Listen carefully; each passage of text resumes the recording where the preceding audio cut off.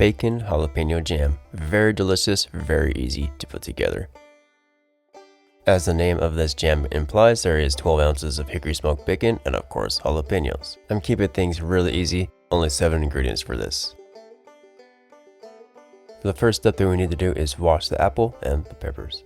Now you want to grab the sharpest kitchen knife that you have, and you're going to start with the red bell pepper. Stand it upright and cut the pepper into sections, cutting around the placenta and the seeds. Now you want to take each of those sections, lay them flat on the cutting board, and cut the sections into fine julienne strips.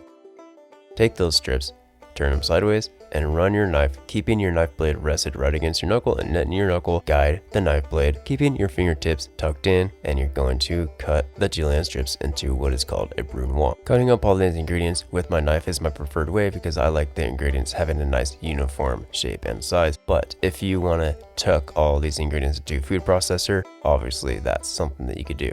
Now there's a couple ways we could approach this green apple. You could choose to grate it on a cheese grater, but I'm wanting to keep all these cut pieces uniform in shape and size, therefore I'm going to cut it the same way I did the bell pepper. Now the jalapeno, I'm going to cut the top and the bottom off, and I'm using my knife and I'm carefully cutting that middle section of the pepper out, that is the seeds and the placenta. Cut the jalapenos up the same way that I showed you how to do the red bell pepper.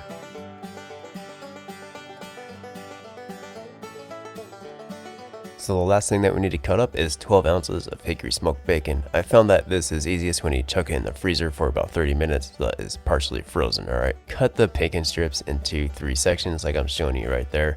And each of these sections you're going to cut into what I like to call matchsticks. Once you get the matchsticks cut up, turn the bacon sideways and then cut each section into the brunoise like I showed you on the red bell pepper, the apples, and the jalapenos. It's good practice to cut up any kind of raw meats or bacon after you cut up fresh produce. So that is all the knife work that we need to do. The next step is that we need to cook the jam. So the first thing that we need to do is put a stock pot, heat it over medium-low heat, and we're going to render the bacon down until it starts to crisp. I like hitting the bacon with black pepper as it's rendering down because it gives it a fantastic flavor. Now you want to render the bacon down for about 4 to 5 minutes until it starts to crisp, stirring very occasionally. As the bacon sweats down, it's going to release a lot of fat, obviously, and then it's going to start to fry in that fat.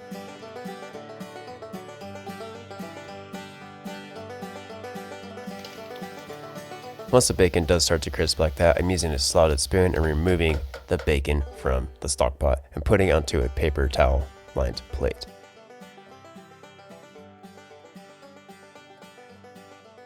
As the bacon cools down, it's going to crisp up very nicely, which is going to add a nice texture to the final jam. Being that the bacon released a lot of fat, I'm going to pour off all but about 1 teaspoon worth of that fat. That fat's going to add a nice flavor to the jam. So the next thing we need to do is cook the jam. So I'm adding the apples, the jalapenos, and the red bell pepper to the stock pot, which is still set to medium-low heat at this point in time. Add in the vinegar, add in the granulated sugar, and now we're going to mix all these ingredients until it is thoroughly incorporated. All that vinegar that's in the stock pot and the liquid that's going to be released from the apples and the peppers is going to soak up all that sugar. I'm going to add that bacon in now. Optionally, you could add the bacon at the very end after everything else is cooked. After all the ingredients are into the stock pot, crank up the cooking temperature to medium-high heat, and you want to bring the liquid up to a rapid boil. As this comes up to heat, you want to make sure to stir it occasionally. That is to make sure that all that sugar gets dissolved. Once the liquid comes up to a rapid boil, go ahead and reduce the cooking temperature to medium-low and keep it on a low simmer for about 20 to 30 minutes. You want all that water content to evaporate, and what is left behind is this nice syrupy consistency. It's going to look loose now, but once it cools down, it's going to be a nice jam consistency, right? If you find that it is a little too loose once it's cooled down, then you can go ahead and put it back into the stock pot and keep cooking it until it reduces. Now the last step, we cool the jam for about 30 to 45 minutes and place the jam into some mason jars.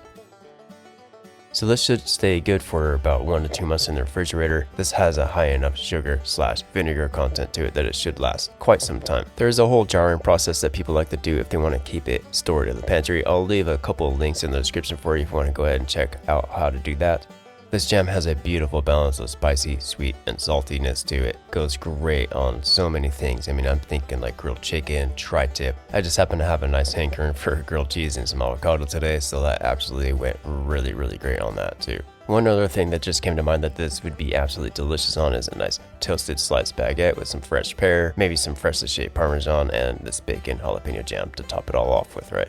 All these flavors are coming through in the jam. We have a sweet, we have a spicy, hints of smokiness from the bacon, and of course, some saltiness to it. That recipe card that you're seeing on the screen right now is an absolute banger combination to go with this bacon jalapeno jam. So go ahead and give that video a watch, combine these two recipes, and let me know how it goes.